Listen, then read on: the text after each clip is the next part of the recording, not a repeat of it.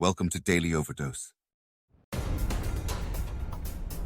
At the end of your feelings is nothing, but at the end of every principle is a promise.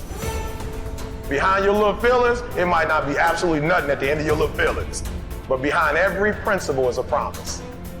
And some of you in your life, the reason why you're not at your goal right now is you just all about your feelings. You all on your feelings. You don't feel like waking up. So who does? Every day you say no to your dreams, you might be pushing your dreams back a whole 6 months, a whole year. That one single day, that one day you didn't get up could have pushed your stuff back I don't know how long. It's really hard to be led by your butt. But I'm not qualified, but I'm not good enough, but I'm not smart enough, but I didn't go to the right school, but I don't have enough money, but. If you're ever gonna step into your future, if you're ever gonna step into your destiny, you're gonna have to get over your butt. And so I love the process. I love it. I love working for what I want. I love the sacrifice. I love the dedication. I love the commitment. I love that. Everybody wants the prize. Nobody wants the process. Everybody wants to be a diamond. Nobody is willing to get cut. Everybody wants to go to heaven. Nobody wants to die. Talent you have naturally. Skill is only developed by hours and hours and hours of beating on your craft. The commodity, the majority of people who aren't achieving the things that they want is strictly based on hustle. It's strictly based on being outworked. It's strictly based on missing crucial opportunities. For every action, there is an equal and opposite reaction. Simply stated, as it applies to you and me, it means we can achieve nothing without paying the price. Now, what is that price? Well, it's many things. First, it's understanding emotionally, as well as intellectually, that we literally become what we think about, that we must control our thoughts if we're to control our lives. It's understanding fully that, as ye sow, so shall ye reap. Secondly, it's cutting away all the fetters from the mind and permitting it to soar as it was divinely designed to do. It's the realization that your limitations are self-imposed and that the opportunities for you today are enormous beyond belief. It's rising above narrow-minded pettiness and prejudice.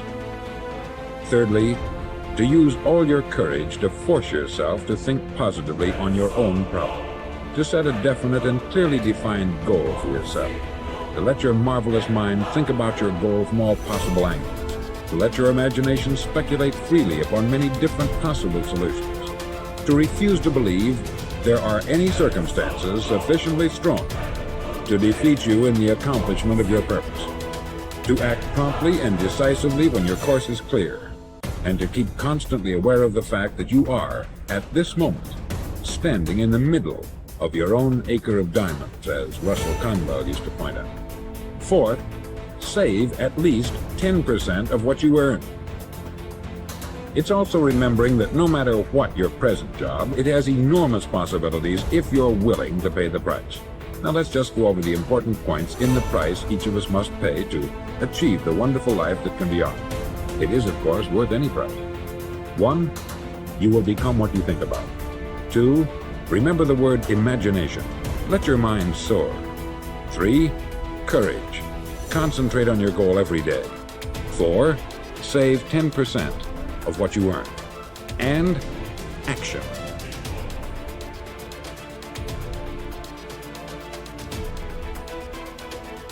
So if I was saying, well, you're going to try to make yourself more industrious. Okay, number one, specify your damn goals, because how are you going to hit something if you don't know what it is? That isn't going to happen. And often people won't specify their goals too because they don't like to specify conditions for failure. So if you keep yourself all vague and foggy, which is real easy because that's just a matter of not doing as well, then you don't know when you fail. And people might say, well, I really don't want to know when I fail because that's painful. So I'll keep myself blind about when I fail. That's fine, except you'll fail all the time then. You just won't know it until you've failed so badly that you're done. And that can easily happen by the time you're 40. So I would recommend that you don't let that happen. So that's willful blindness, right? You could have known, but you chose not to. I often ask somebody, what are you going to do the next 6 months? And somebody starts to tell me. I say, no, don't tell me. Show me. Show me your game plan for the next 6 months. Then I can look at things and maybe I can help. but you got to operate from paper. Put it on a game plan. Take action on what you found out. Now here's the best word I know of to go with action. Massive. See, that'll change everything. Massive action is called the cure-all. If you're going to make calls, make a few thousand. If you're going to make contacts, make a few thousand. If you're going to knock on doors, knock on a few thousand. See, that'll change everything. Okay, so once you get your goal structure set up, you think, okay, if I could have this life, looks like that might be worth living, despite the fact that it's going to be, you know, anxiety-provoking and threatening, and there's going to be some suffering and loss involved in all of that, obviously. The goal is to have a vision for your life such that, all things considered, that justifies your effort. Okay, so then what do? Well, then you turn down to the micro routines. It's like, okay, well, this is what I'm aiming for. How does that instantiate itself day to day, week to week, month to month? And that's where something like a schedule can be unbelievably useful. Google Calendar. It's like, make a damn schedule and stick to it. Okay, so what's the rule with the schedule? It's not a bloody prison. That's the first thing that people do wrong. They say, well, I don't like to follow a schedule. It's like, well, what kind of schedule are you setting up? Well, I have to do this, then I have to do this, then I have to do this, you know, and then I just go play video games, because who wants to do all these things that I have to do? It's like, wrong. Set the damn schedule up so that you have the day you want. That's the trick. It's like, okay, I've got tomorrow. If I was going to set it up so it was the best possible day I could have, practically speaking, what would it look like?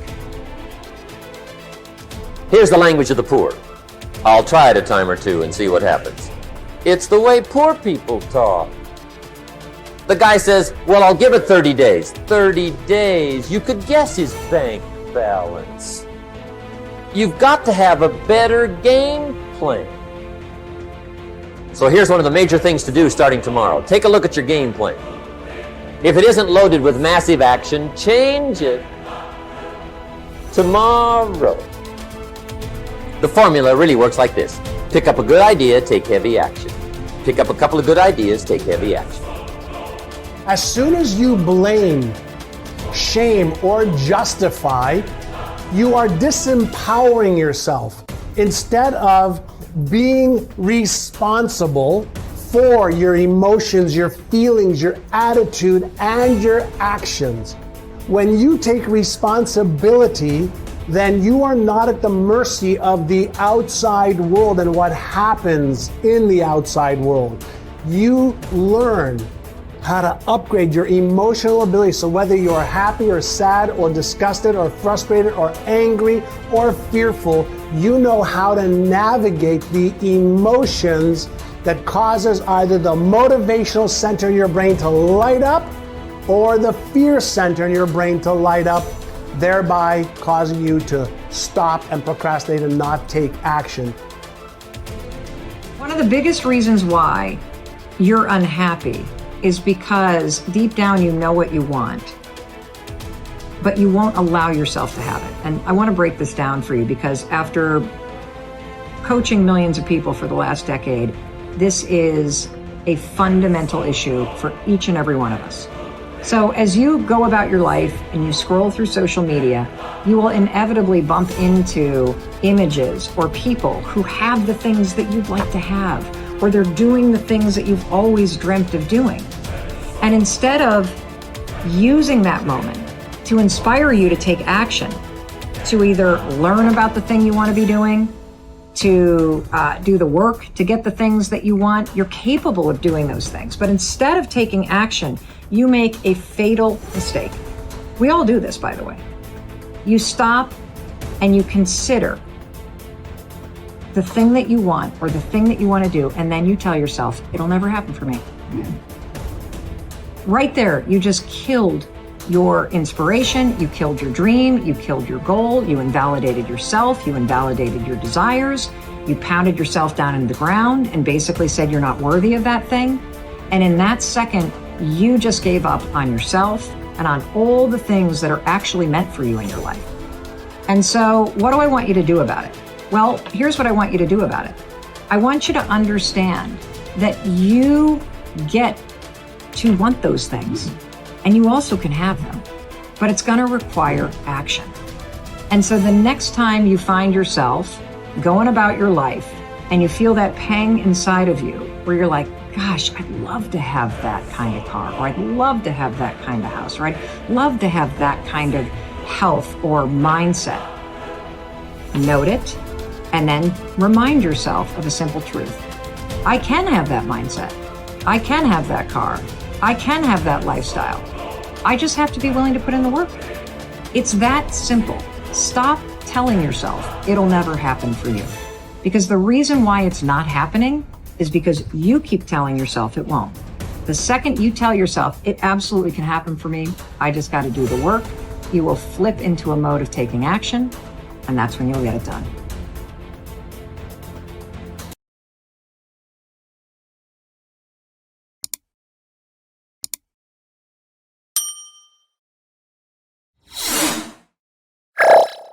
Thank you for watching our videos.